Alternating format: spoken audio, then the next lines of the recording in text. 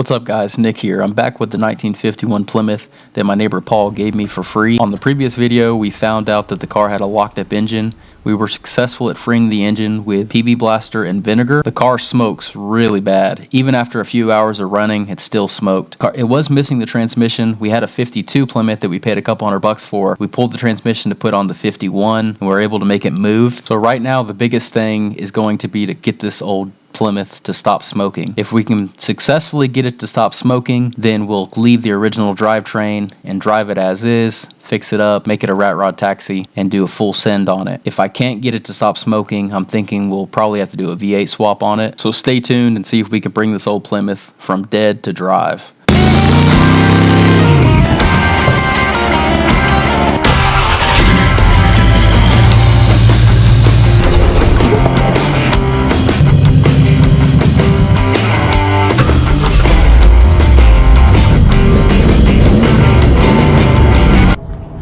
Alright, so we're back at it. I'm about to say something that's probably going to be pretty controversial, but I took some engine degreaser and I emptied about a half of a can, maybe a little bit more than half of a can, into the engine, to the crankcase. The pickup is almost always gunked up. It's completely clogged.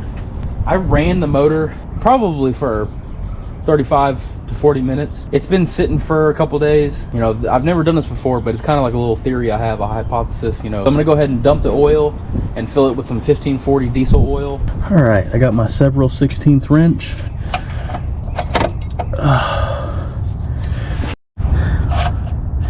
Okay, I actually put used motor oil in it because it was low.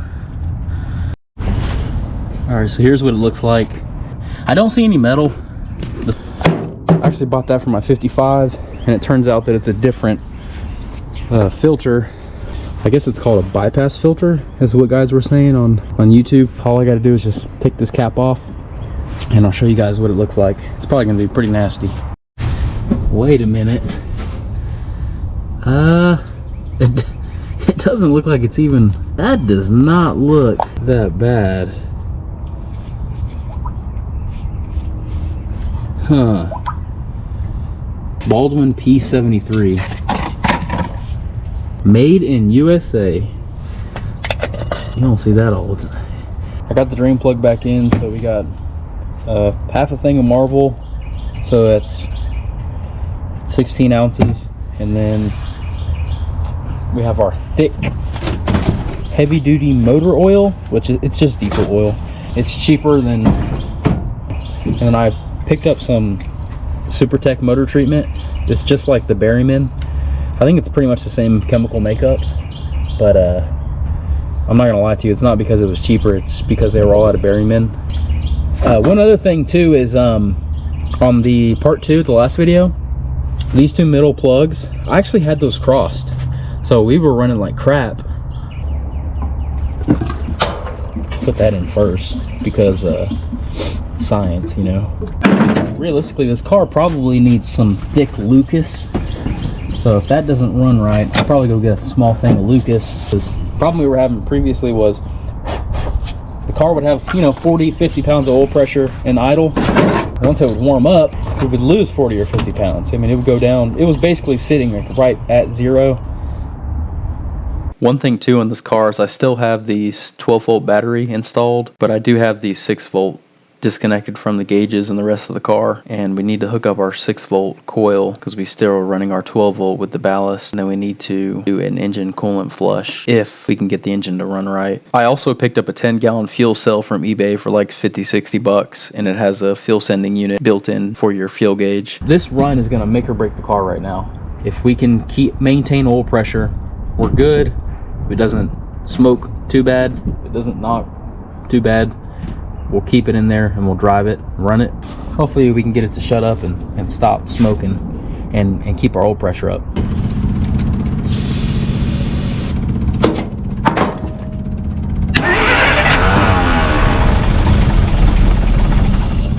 Oh yeah. That sounds crazy quiet. Oh my gosh, that's beautiful.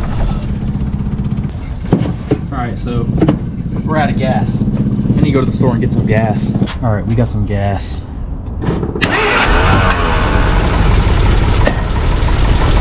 All right, check the oil pressure. 40 pounds. I mean, that's what it was at with that old used motor oil.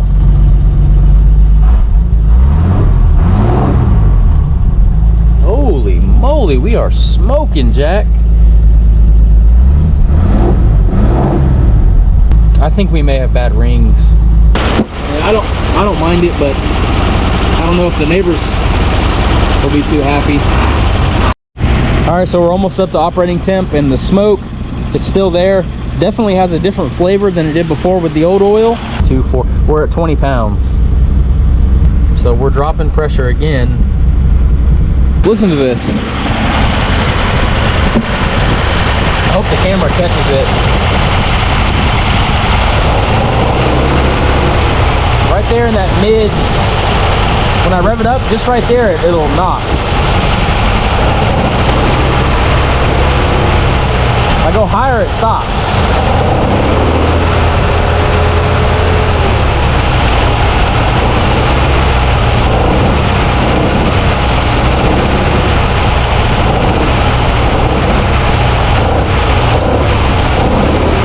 I think it needs to be rebuilt.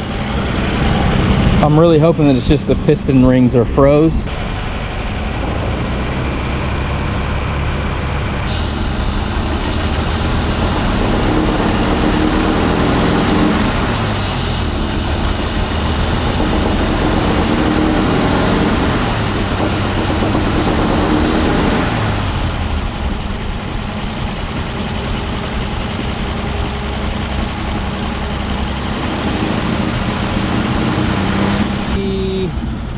I mean, it looks like it might have lightened up a little bit,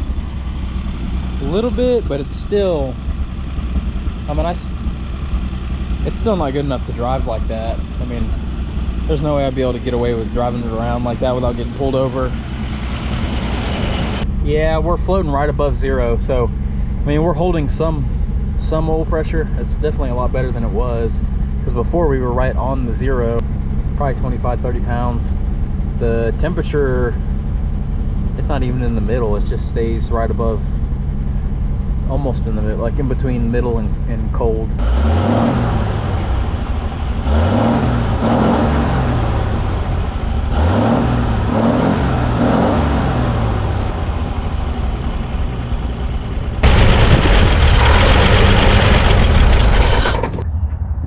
We're burning oil and we got piston slaps, so if I had to guess, I would say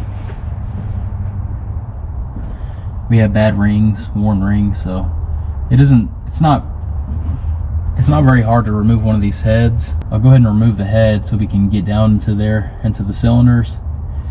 We can check the head gasket, and then we'll check the piston rings.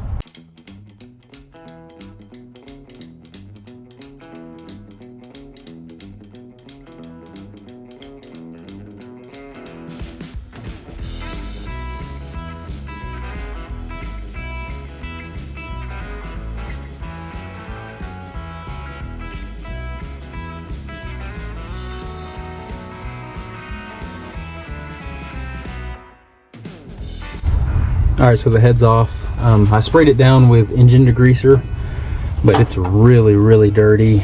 I'm gonna take a scrub brush, scrub it, clean it so I can get a better look at it. I got it all cleaned up. It looks amazing. It's in really good shape. Here's the problem that we are facing. If you look at let's say like this cylinder wall, I mean, it looks good, smooth. Top of the piston looks good. The rest of them look exactly the same until you get to the second from the last, and I mean, it's bad. I mean, you can see, I don't know if the camera's gonna pick it up. It's all, the cylinder wall is completely pitted. It seems like it's on this side over here, some small pits. All right, the piston, the top of the piston head.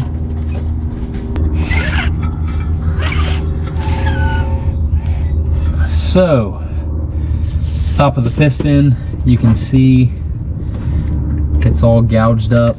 So I'm assuming, and this piston is supposed to be aluminum. So Obviously this doesn't rust. Being that this is gouged and the cylinder wall is gouged, something happened. Something got down into the cylinder. I noticed the valve too. The intake valve is all pitted up as well, which is strange. Maybe the spark plug broke and was rattling around the cylinder. So that's where our oil's coming from. I mean, if it wasn't for that one cylinder, I could just throw some rings in this, you know, hone it and throw some rings in it. So it's probably gonna have to be machined. So what I'm gonna do for right now is I'm gonna clean everything up, clean the head up, clean the gasket. All right, so I have some gear oil, 80/90. I do have a hone that I used on an old Ford 8-in tractor that I rebuilt the engine on that. It was a flathead 4-cylinder, pretty much just like this 6-cylinder. That should be good enough.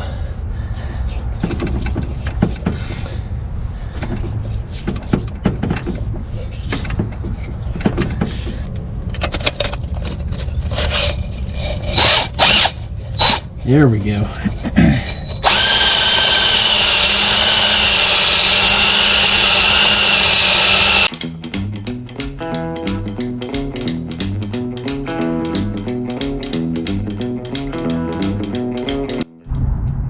So the head's as cleaned up as I'm gonna get it.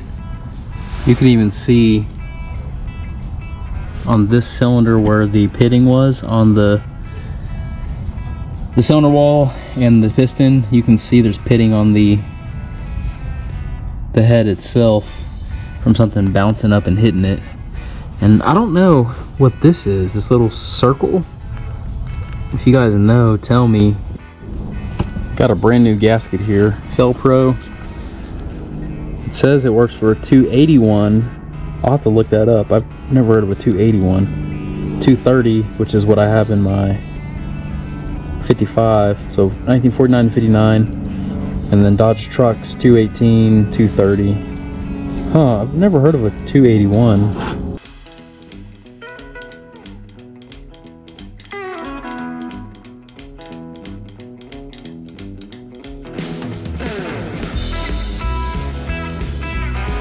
I think I got everything hooked back up. Check, check, check. Yep. All right.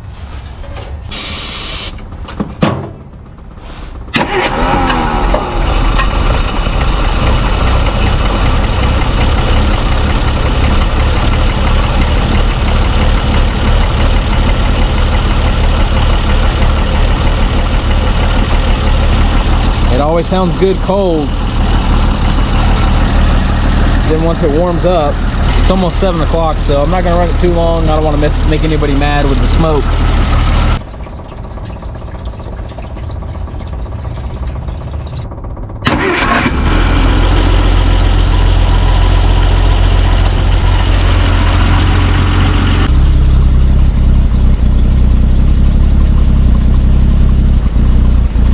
It's a little better, but probably let it get up to operating temp, set it down for the night, and then come back tomorrow. So I went ahead and drove the car around for a couple hours and did some heat and cold cycles on it. I wasn't able to get the rings to seat properly and the rings to free up. So I think what we're gonna do now, since the car was free and it was kind of an unexpected thing, we're gonna go ahead and park the car and then move on to a couple other projects that I have been waiting to get on. First one is the 1955 station wagon. We have a 318 out of a 95 Dodge Ram that we're gonna swap into that. The 4-barrel intake, chrome air cleaner, HEI distributor. We're going to do a budget build on that car.